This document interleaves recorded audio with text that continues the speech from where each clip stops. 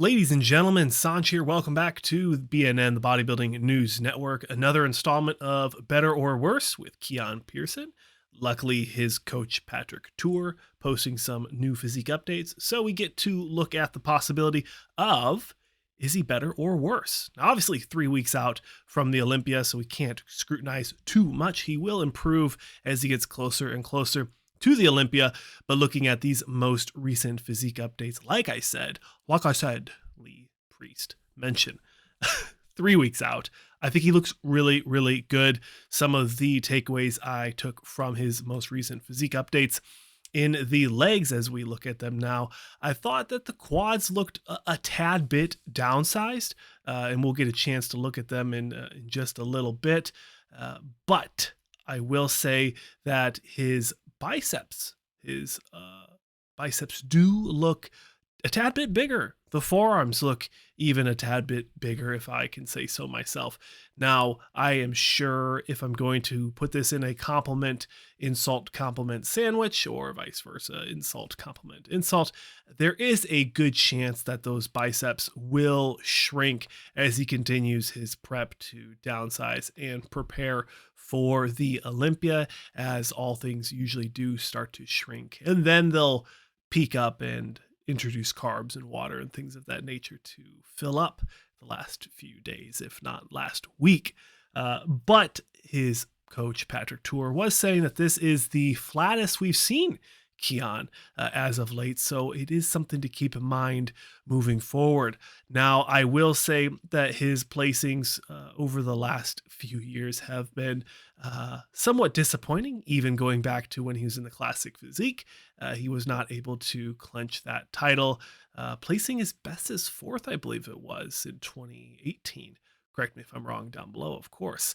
But his most recent Olympia placing in the 212, he placed 14th. This was obviously, now some people say it's because he's sick. I thought he was just off. And then after that, he announced that he was no longer doing the 212 and he's going to go to classic. So kind of hard to believe that it was a sickness thing. I'm leaning more towards he just showed up off, something went wrong, and then he just came out with a bunch of reasons why he didn't do well. Family, relationship, need to take time off from bodybuilding, to step away from the stage, go to classic physique. And then he came out of nowhere pretty much without announcing it and just being like, nope, I'm back in 212 with some absolute monster physique updates. So love the guy. I think he is one of the future faces of the 212. And this is where we start to get good. I think that Keone has done the changes that he needs to possibly place in the top 5 this year. I think that if everyone shows up 100%, Keone Pearson, write this down. I'll put money on it. Maybe a whole dollar. I'll put a whole dollar on this one.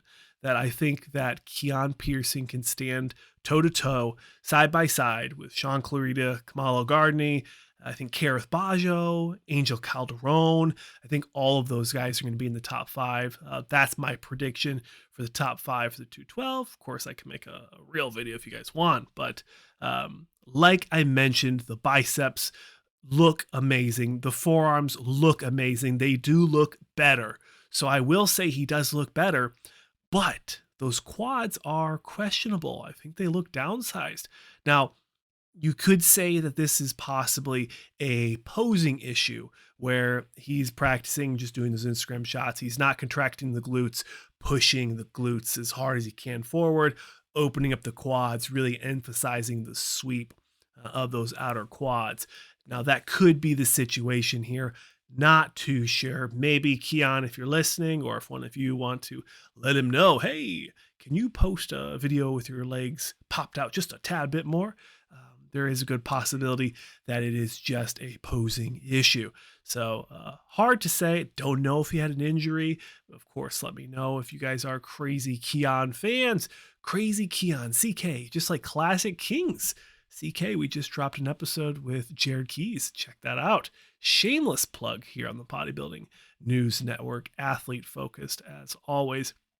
Overall, like I said, I think Keone is improved. I think he is better than he was last year.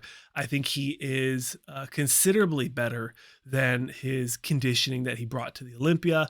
3 weeks out, I think there's a lot of possibility for him to improve on the 14th place. I know our good friend Mark's Max Muscle had him outside the top six. I'm going to say he's definitely going to be in the conversation to be within the top six the way he's currently looking. Put a little bit of tan, some baby oil on him, borrow some from Dwayne Johnson. I think he could do some serious damage at this year's 212 Olympia. Now, of course, please let me know your thoughts down below in the comments sections, your predictions for the top six or top five at this year's 212 Olympia, and how you feel Keone can place against some of the amazing competitors, including 3 returning 212 Mr. Olympias, Kamalo Gardner, Sean Clarita, and don't forget David Henry will be there, or at least that's the way it seems based off his recent competing. He's in shape and he wants to get back on stage at the Olympia. So that'll do it, ladies and gentlemen. Please check out my links if you want to support this channel further. Of course, check out bodybuildingnews.net if you want to purchase some sweet swag, and then of course I'll post a picture of you in the video and give you a shout out by name. Heck, maybe even I'll bring you on the channel for a Fan Friday. Who knows? Let me know, ladies and gentlemen, in the comment sections below what you want to see next. Athletes specifically that you want to see featured on another episode of Bodybuilding Today, and fans and guests you'd like to see on a long format bodybuilding Joe Rogan style podcast episode. But that's it. Ladies and gentlemen, short and sweet. Thanks for watching, and I'll see you in the next one.